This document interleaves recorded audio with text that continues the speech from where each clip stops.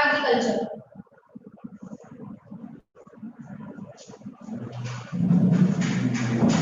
Students कल हमने जो है डिफरेंट लैंड यूजेस देखे थे। Agriculture land can be used for agriculture, land can be as a wasteland, land is also used as a forested area, as a pasture ground. Some land is leave for their fertility, like current fallow other than current fallow, net stone area. Different land uses are there. ठीक है, तो अब हमने देखा था कि जो land uses हैं इंडिया में वो किस किस पर डिपेंड करते हैं। Size of economy, composition of economy and pressure on agriculture on land, ये 3 फैक्टर्स हमने किए थे। बट ये जो लैंड यूज हमने इंडिया का देखा था, दैट इज नॉट स्टैटिक। जैसे जैसे हम ग्रो करते हैं, हमारी इकोनॉमी ग्रो करती है, हम डेवलपिंग से डेवलप्ड स्टेज की ओर जाते हैं, हमारा लैंड यूज पैटर्न भी क्या होता जाता है, चेंज होता जाता है। यानी जो हमारा रिपोर्टिंग एरिया है वो भी क्या होता जाता है, चेंज होता जाता है। तो हमने डिस्कस किया था कि यहाँ पर 4 ऐसे लैंड यूजेस हैं जिनमें इंक्रीज हुआ है, while there are 3 types of land uses which receives decline। तो यहाँ पर हमने लैंड यूजेस में जो है चेंजेस देखे थे। अब लैंड यूज में चेंजेस जो हैं वो हम कैसे देखते हैं, तो कल हम कर रहे थे रेट ऑफ इंक्रीज और डिक्रीज, रेट ऑफ इंक्रीज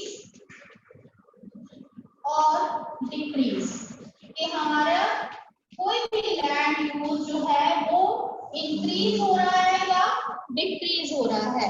इसके लिए जो है हम एक फॉर्मूला यूज करते हैं, that is value of terminal year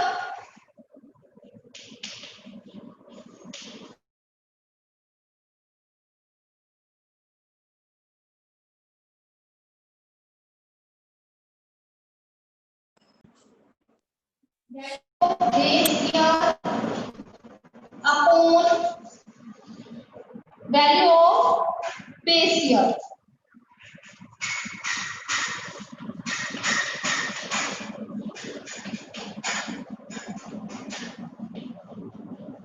into 100। हमारे लैंड यूजेस में क्या चेंजेस आए हैं over a period of time, उसे हम देखने के लिए इस फॉर्मूला का यूज करते हैं। अब टर्मिनल ईयर क्या है कि हम 2 टाइम पीरियड्स में कंपेयर कर रहे हैं, एक तो पास्ट ईयर होगा और एक हमारा जिस ईयर से हमें कंपेयर करना है। तो जो पास्ट ईयर है हमारा, ठीक है, जिससे हम कंपेयर कर रहे हैं, that is called base year, उसको हम क्या कहते हैं, बेस ईयर। और जो हमारा करंट ईयर है जिसके साथ हम कंपेयर कर रहे हैं, that will be called terminal year. Clear? अब इसको हम एग्जांपल से समझते हैं कि सपोज कि हम 2 टाइम पीरियड यानी कि हम 2019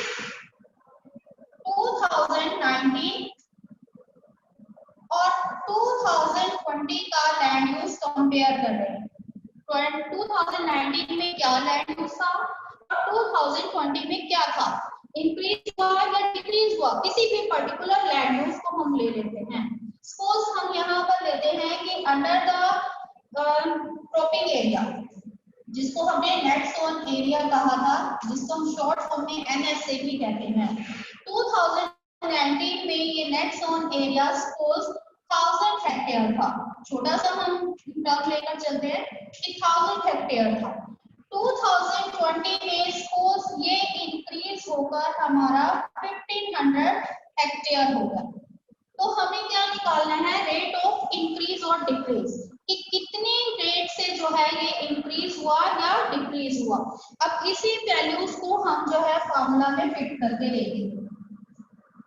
यहाँ टर्मिनल ईयर हमारा क्या है, 2020, that will be terminal year, इसी से कंपेयर कर रहे हैं ना। और 2019 हमारा पास्ट ईयर है, that will be base year.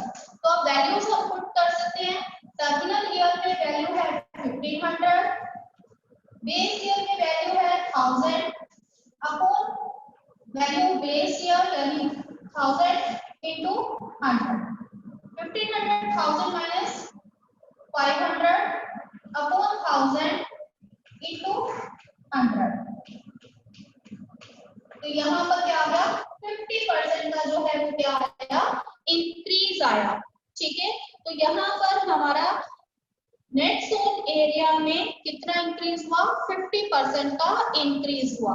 तो जब हमें किसी दो पीरियड पर्टिकुलर टाइम पीरियड में हमें कंपेयर करना है कि लैंड यूज में कितना डिफरेंस आ रहा है, तो उसके लिए हम क्या निकालते हैं रेट ऑफ इंक्रीज और decrease. And the formula for that is value of terminal year minus value of base year upon value of base year into, क्योंकि रेट निकाल रहे हैं तो इनटू 100। तो हमें जो भी बेस ईयर की वैल्यू है टर्मिनल ईयर की है वो पुट करनी है और उससे हम उसका क्या निकाल सकते हैं रेट ऑफ इंक्रीज और डिक्रीज निकाल सकते हैं। अगर ये चीज हम देखें डिक्रीज में, अगर हम देखते हैं वैल्यूज को हम जो है चेंज करके देख लेते हैं। अब यहाँ पर हम 2019 की वैल्यू ले लेते हैं 1500 और 2020 में सपोज कि ये हमारा एरिया जो है 1000 हेक्टेयर रहेगा, क्योंकि हो सकता है कि ये नॉन एग्रीकल्चर पर्पसेस के लिए हम इसे यूज करने लगे। तो अब हम इसमें वैल्यूज पुट करेंगे। टर्मिनल ईयर यहाँ पर हमारा क्या है, टर्मिनल ईयर तो वही 2020 रहेगा, लेकिन वैल्यू क्या हो गई अब उसकी 1000 और बेस ईयर की कितनी हो गई 1500 अपॉन 1500 into 100। तो ये आ गया हमारा 500 upon 1500 into 100।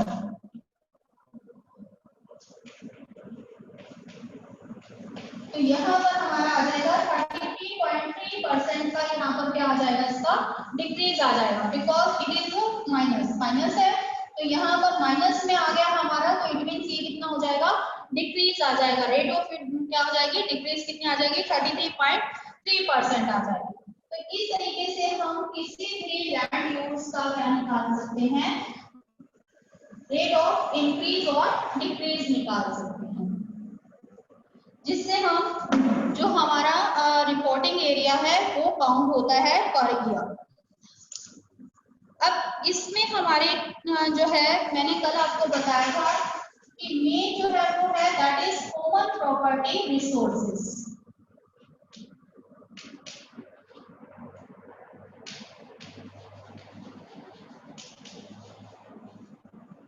Common property resources क्या है कि लैंड को हम जनरली टू कैटेगरीज में डिवाइड कर सकते हैं on the basis of ownership.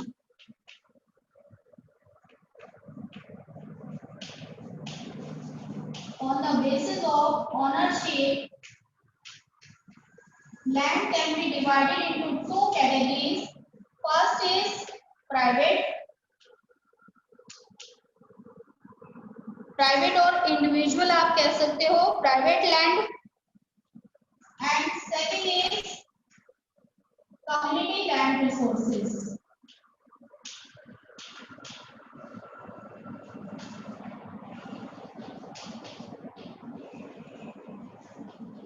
Land of property resources भी हम कह सकते हैं इसको, जनरली नोन एज सीपीआर। इस पर आपको क्वेश्चन आ जाता है। प्राइवेट लैंड जो है that is owned by the individuals। इस पर ओनरशिप किसकी है, किसी एक पर्सन की या एक स्मॉल ग्रुप की इस पर ओनरशिप हो सकती है। एंड कम्युनिटी लैंड रिसोर्सेज और property community property resources are owned by a group of people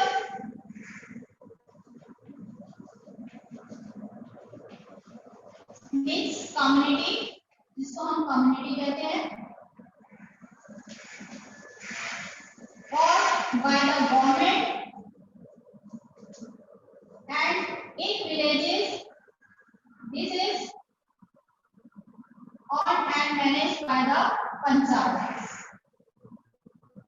ठीक है, इस पर हमारे किसी एक पर्सन का जो है ओनरशिप नहीं होती, इस पर पूरी कम्युनिटी की या गवर्नमेंट के अंडर आते हैं ये, या फिर पंचायत के अंडर आते हैं इन द रूरल एरियाज।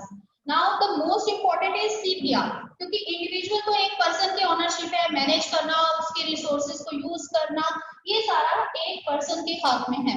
लेकिन community land resources are very important specially in the rural areas. Why it is so?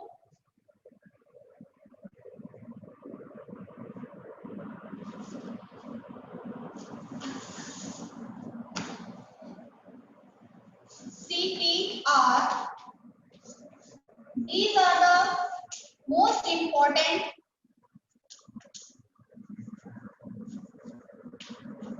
in rural areas.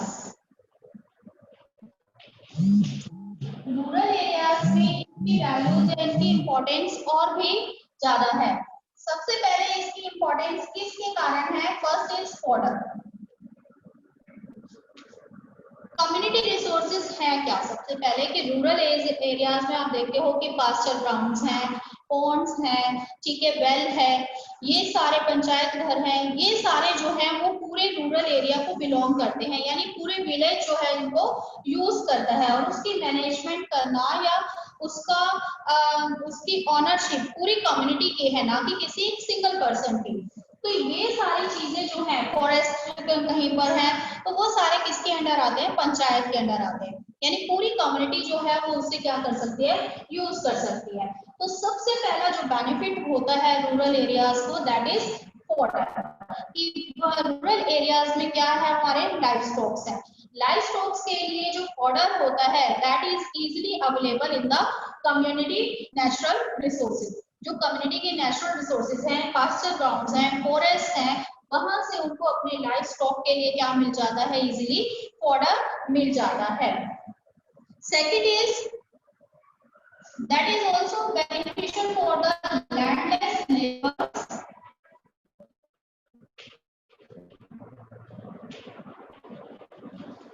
And farmers. Rural areas में जिन लोगों के पास ना तो अपना लैंड है, ना ही वो उनके जो जिनके पास लैंड नहीं है, या फिर जो लोग लेबर का काम करते हैं, उनके लिए भी ये सीपीआर जो है that is very useful, because the marginal farmers and the weaker section of the society use these resources for their livelihood. The third importance is for women. अब रूरल एरियाज में आज की सिचुएशन तो deeper है कि हर जगह पर जो है वो गैस स्टोव और ये सब पहुंच गया। पहले क्या होता था कि घरों में चूल्हा जलाया जाता था, जिसके लिए उनको किसकी जरूरत पड़ती थी? वुड की, यानी कि लकड़ी की जरूरत पड़ती थी। और ये सारी चीजें जो हैं वो काम किसको करना होता था? वुमेन्स को। अपने लाइफ स्टॉक्स के लिए पाउडर लेके आना है, या फिर उनको वुड कलेक्ट करना है। तो ये सारे काम जो है, फ्यूल कलेक्शन का काम या फिर पाउडर कलेक्शन का काम, that is managed by the womens in the rural areas, and the CPR helps women to collect the fuel wood और पाउडर। इससे क्या होगा कि जो वुमेन्स हैं वो सीपीआर में घंटों जो है वो अपने हाउस होल्ड के लिए जो एसेंशियल थिंग्स हैं उनको अरेंज कर पाते हैं। That is CPR. नेक्स्ट इसका जो इम्पोर्टेंस है, CPR is a natural resource. ये क्या है? सीपीआर हमारे नेचुरल रिसोर्सेज हैं जो हमें नेचर से मिले हैं। जैसा भी आपको मैंने बताया कि पास्चर ग्राउंड है, या फिर हमारे वेल हैं, पॉन्ड्स हैं, पंचायत घर हैं, ये सारी चीजें जो हैं वो क्या है? सीपीआर के अंडर आती हैं। अब इन सारे रिसोर्सेज को एक्सेस करना, it is the right of every member of the community और अ विलेज। एक विलेज के सभी मेंबर्स या कम्युनिटी जो है वो पूरी कम्युनिटी नेचुरल रिसोर्सेज को, इन सीपीआर रिसोर्सेज को क्या कर सकती है? एक्सेस कर सकती है। जब उनके पास राइट है उसको एक्सेस करने का, तो इसका मतलब उनके साथ साथ उनकी ड्यूटी भी है कि वो उसको मैनेज भी करें। तो that resources are managed and owned by the whole community, and the whole community has a right to access these resources. अब इंडिया जैसे जो कंट्री है वहां पर एग्रीकल्चर लैंड जो है दैट इज वेरी इंपॉर्टेंट। ठीक है, तो एग्रीकल्चर लैंड यूज हम पढ़ेंगे अब इसमें इंडिया का एग्रीकल्चर लैंड यूज क्या है।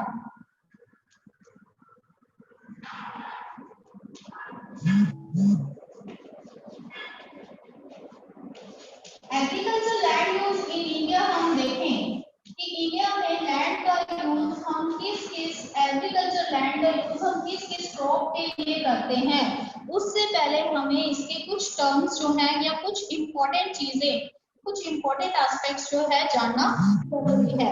सबसे पहले इंडिया में जो लैंड है agriculture land that is very important. No doubt कि इंडिया जो है वो अब प्राइमरी सेक्टर से सेकेंडरी और टर्शियरी सेक्टर की तरफ जा रहा है। ठीक है, कहीं ना कहीं जो हमारा जीडीपी है, जीडीपी में शेयर जो है किस किस को हम वैल्यू को इंक्लूड करते हैं, जो कि हमारे प्राइमरी सेक्टर से वैल्यू होती है, सेकेंडरी सेक्टर और टर्शियरी सेक्टर। एक ईयर में इन तीनों सेक्टर में जो भी गुड्स एंड सर्विसेज प्रोड्यूस की जाती हैं उसमें टोटल वैल्यू क्या कहलाती है, हमारा जीडीपी कहलाती है। तो इंडिया जो एग्रीगेटेड कंट्री है वहां पर नो डाउट कि अब हम डेवलप्ड स्टेज पे जा रहे हैं, हमारा सेकेंडरी और टर्शियरी सेक्टर भी जो है वो इंक्रीज हो रहा है, लेकिन आज भी जीडीपी में हमारे प्राइमरी सेक्टर का शेयर जो है वो सबसे ज्यादा है। इसकी इंपॉर्टेंस आज भी कम नहीं हुई। तो आज भी हमारे जीडीपी में सबसे ज्यादा कंट्रीब्यूशन जो है वो क्या रहता है, प्राइमरी सेक्टर का रहता है। और प्राइमरी सेक्टर इज डायरेक्टली और indirectly correlated with the land and land is directly और indirectly correlated with the poverty. ठीक है, कि जहां पर हमारा एग्रीकल्चर सेक्टर अगर हमारा डेवलप है तो हमारी पॉवर्टी भी क्या होगी, रिड्यूस होगी। दूसरा कि प्रोडक्टिविटी जो है वो किस पर डिपेंड करती है, लैंड पर। प्रोडक्टिविटी डिपेंड्स अपॉन द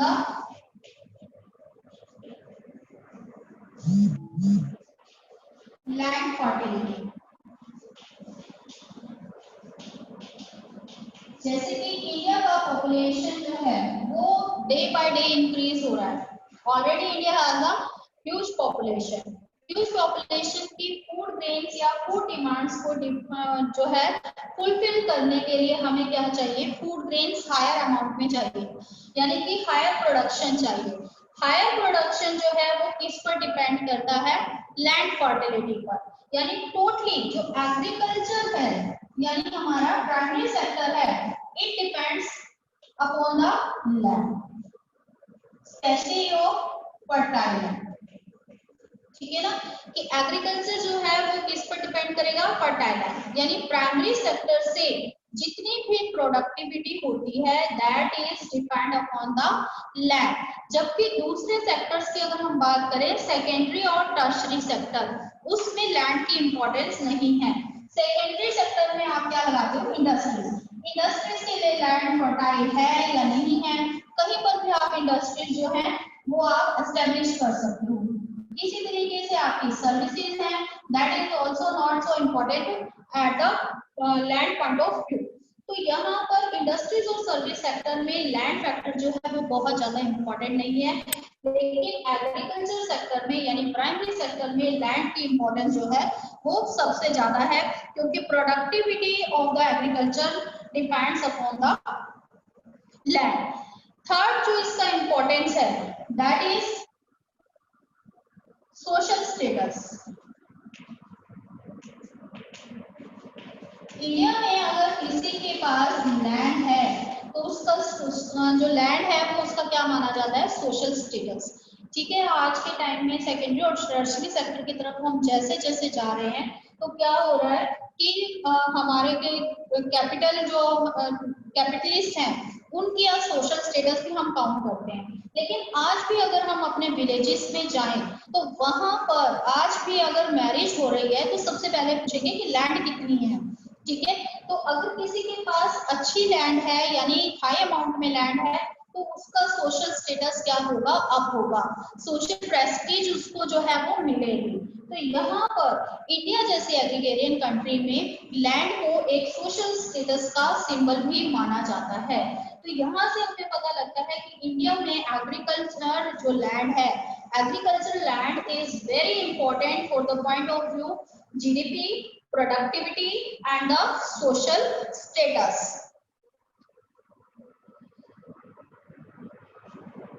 अब एग्रीकल्चर लैंड जब इतना इम्पोर्टेंट है तो एग्रीकल्चर लैंड को हम इंक्रीज कैसे कर सकते हैं? जैसे कि मैंने अभी बोला कि हमारी population that is increases day by day. तो ये जो है हमारी पॉपुलेशन इंक्रीज हो रही है। तो इंक्रीज पॉपुलेशन इंक्रीज होने के कारण क्या हो रहा है, हमारा फूड ग्रेन्स की डिमांड जो है वो क्या हो रही है, demand of food grains increases.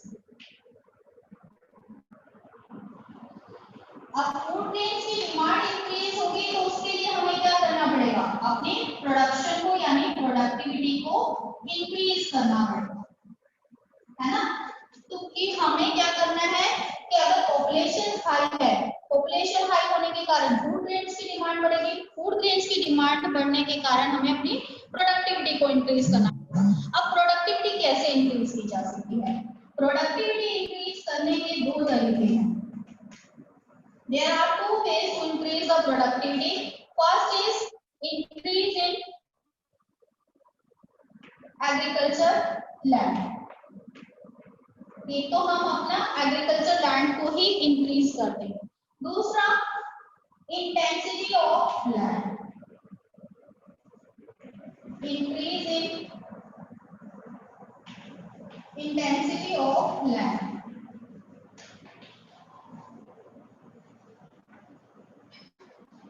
ये दो वेज हैं जिससे हम अपना प्रोडक्शन इंक्रीज करते हैं। या तो हम एग्रीकल्चर वाली लैंड को इंक्रीज कर दें या फिर हम उसकी इंटेंसिटी को। लेकिन इस चीज में ये जो हमारा फैक्टर है दैट इज लिमिटेड।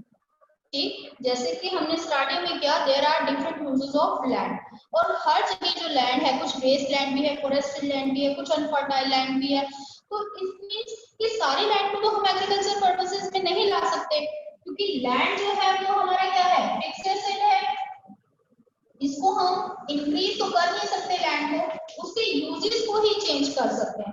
तो फर्टाइल लैंड को ही जो है हम एग्रीकल्चर लैंड में कन्वर्ट कर सकते हैं। जैसे हमने लैंड यूज चेंजेस में देखा कि क्या हुआ कि जो हमारे वेस्ट लैंड पड़ी है, ये करंट फैलो पड़ी है, current fallow other than current fallow, उनको हमने धीरे धीरे एग्रीकल्चर लैंड में कन्वर्ट करना शुरू कर दिया। लेकिन वो भी क्या है, एक लिमिट तक हम उसे कर सकते हैं। तो ये जो हमारा फैक्टर है ये एक लिमिट तक वर्क करेगा। तो सेकंड ऑप्शन हमारे पास क्या रह जाता है, increase in intensity of land, कि हम सेम पीस ऑफ लैंड से ज्यादा प्रोडक्शन ले सके। तो दूसरा अल्टरनेटिव हमारे पास क्या रह जाता है, इंटेंसिफिकेशन ऑफ क्रॉपिंग। अब ये इंटेंसिफिकेशन क्या है? The intensity of cropping refers to the number of crops raised on a field during an agriculture year. एक एग्रीकल्चर ईयर में इन एग्रीकल्चर ईयर कितनी हम क्रॉपिंग करते हैं, that is called intensity of agriculture land, जिसको हम multiple cropping भी कहते हैं। कि सेम पीस लैंड से हम सिर्फ सीजन एक साल में एक ही फसल ना लेकर बल्कि यहाँ पर हम दो या दो से ज्यादा फसलें लेते हैं। तो पीस ऑफ लैंड तो वही रहा, लेकिन हमने उसी लैंड पर डिफरेंट मल्टीपल क्रॉपिंग करके क्या किया, प्रोडक्शन को इंक्रीज कर दिया। अब इसको जो है निकालने के लिए हमारे पास फॉर्मूला है। क्रॉपिंग इंटेंसिटी जो है हम देखते हैं,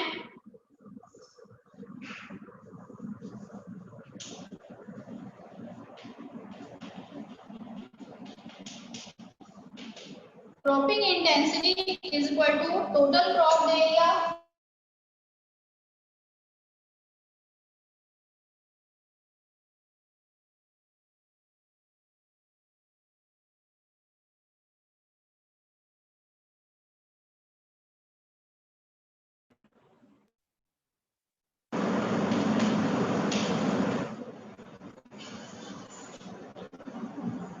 total crop area upon net sown area into 100।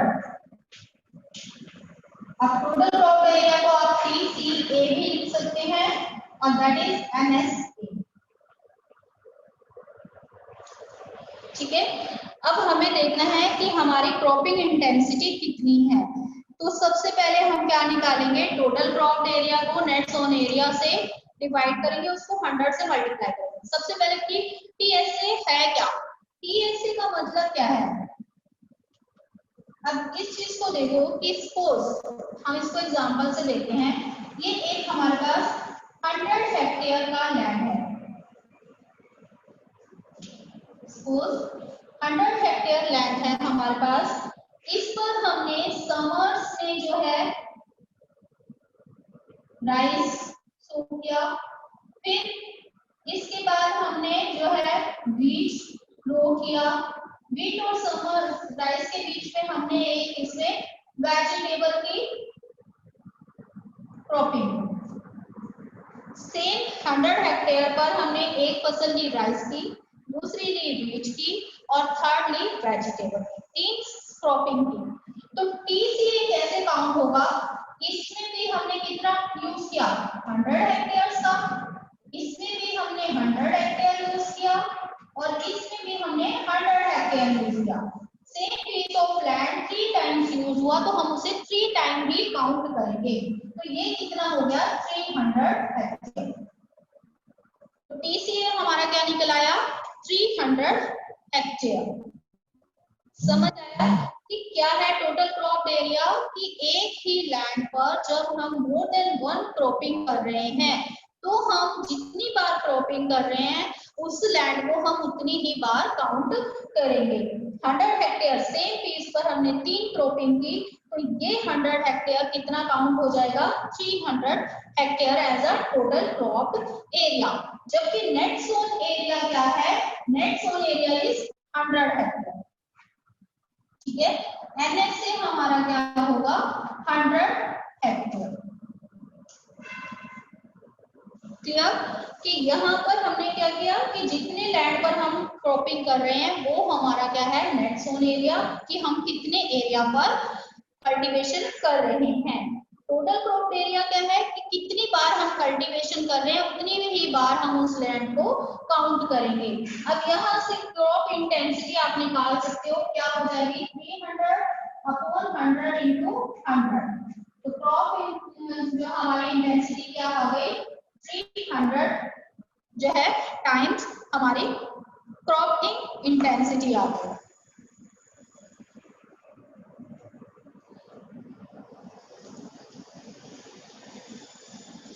अब ये जो क्रॉपिंग इंटेंसिटी है that depends upon the efficiency of land, कि हमारे लैंड की फर्टिलिटी कितनी है उस पर डिपेंड करेगा हमारी क्रॉप इंटेंसिटी क्या है। अगर लैंड ही पहले से ही कम फर्टाइल है तो उस पर हम अगर एक से ज्यादा क्रॉपिंग करेंगे यानी मल्टीपल क्रॉपिंग करेंगे तो वो क्या हो जाएगी डे बाय डे अनफर्टाइल हो जाएगी। तो fertile land can be used for the multiple cropping. तो लैंड की जो है एफिशिएंसी क्या है उस पर डिपेंड करेगा क्रॉपिंग इंटेंसिटी। मोरओवर कि मॉडर्न जो मेथड हम यूज करते हैं आज के टाइम में, जैसे कि HYP सीड्स का यूज करते हैं, मॉडर्न इरिगेशन मेथड यूज करते हैं, मशीनरीज का यूज करते हैं, जो क्विक राइपनिंग सीड्स हम यूज करते हैं, पेस्टिसाइड्स इंसेक्टिसाइड्स इन सब का यूज करते हैं, that also affects the intensity of cropping. इन सब के कारण ही ये पॉसिबल हो रहा है कि आज हम एक साल में 2 या 2 से ज्यादा क्रॉपिंग कर पाते हैं। तो ये सारे फैक्टर्स जो हैं वो इंटेंसिटी ऑफ क्रॉपिंग को इफेक्ट करते हैं। नाउ इंडिया के क्रॉपिंग सीजन कौन कौन से हैं? Cropping season of India,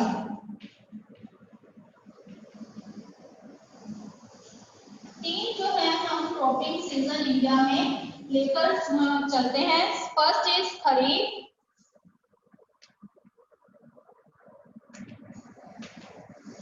kharif season जो है वो हमारा क्या कहां से कहां तक है, that started from the onset of the monsoon till the winter, यानी इसको हम काउंट करते हैं जून से सितंबर तक।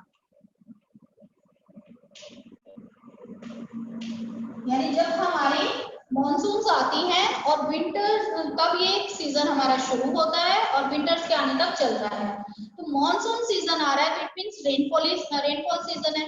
रेनफॉल सीजन है तो नो प्रॉब्लम ऑफ इरिगेशन। तो यहाँ पर जो क्रॉपिंग होगी वो कैसी होगी, जो हमारे वाटर इंटेंसिव क्रॉप है उनकी हम इसमें क्रॉपिंग करेंगे। तो मेन क्रॉप्स जो है वो यहाँ पर क्या रहती है, राइस, कॉटन और बाजरा। इनकी हम क्रॉपिंग जो है वो किसमें करते हैं, रेनी सीजन में करते हैं, यानी कि हम खरीफ सीजन में करते हैं। जबकि साउदर्न स्टेट्स में राइस, मेज और रागी, साउदर्न स्टेट्स में हम राइस, मेज और रागी, ये हमारे नॉर्दर्न स्टेट्स है। खरीफ सीजन आता है हमारा जून टू सितंबर, जिसमें नॉर्दर्न स्टेट्स में कौन कौन सी क्रॉपिंग की जाती है, राइस, कॉटन और बाजरा, और साउदर्न स्टेट्स में राइस, मेज और रागी की क्रॉपिंग की जाती है। दूसरा सीजन है हमारा रागी। रबी सीजन जो है वो विंटर की स्टार्टिंग से स्टार्ट होता है और समर्स के आने तक चलता है, यानी इसका जो ड्यूरेशन है that is October to March. October to March means ये क्या हुआ, थोड़ा ड्राई सीजन है, रेनफॉल अमाउंट जो है वो हमारा क्या हो जाता है, यहाँ पर कम होता है। तो इसका मतलब यहाँ पर हम वाटर रेजिस्टेंट क्रॉप्स जो है वो मेनली ग्रो करते हैं, like in northern states wheat, ग्राम।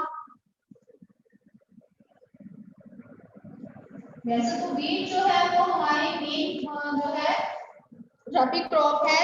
इसके अलावा हम व्हीट, ग्राम, रेप सीड्स, मस्टर्ड, बार्ले, ये सारी चीजें भी जो है हमारे इसमें की जाती हैं, नॉर्दर्न स्टेट्स में ग्रो की जाती है इन द रबी सीजन। जबकि जो हमारी साउदर्न स्टेट्स हैं उनमें हम राइस, मेज, रागी, ग्राउंडनट,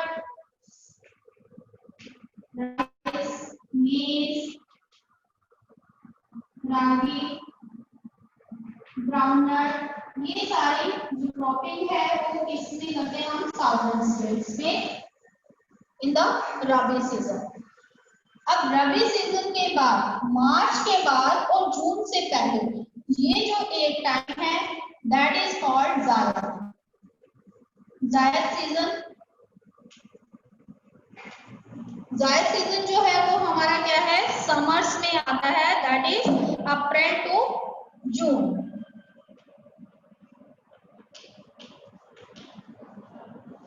और मेनली इस सीजन में हम क्या ग्रो करते हैं, फ्रूट्स एंड वेजिटेबल्स। तो नॉर्दर्न इंडिया में हम यूज करते हैं इसको फ्रूट्स, वेजिटेबल्स और फॉडर ग्रो करने के, that is crop in the zaid season. और हमारा जो साउदर्न स्टेट्स है वहां पर इसे हम राइस, वेजिटेबल और फॉडर के लिए भी यूज करते हैं। Rice, vegetables and fodders are grown in the zaid season in southern states. ये भी एक आपका इंपॉर्टेंट क्वेश्चन रहता है, the 3 seasons of cropping seasons of India, kharif, rabi and zaid season. Next है इसमें हमारा कि हमारे यहाँ पर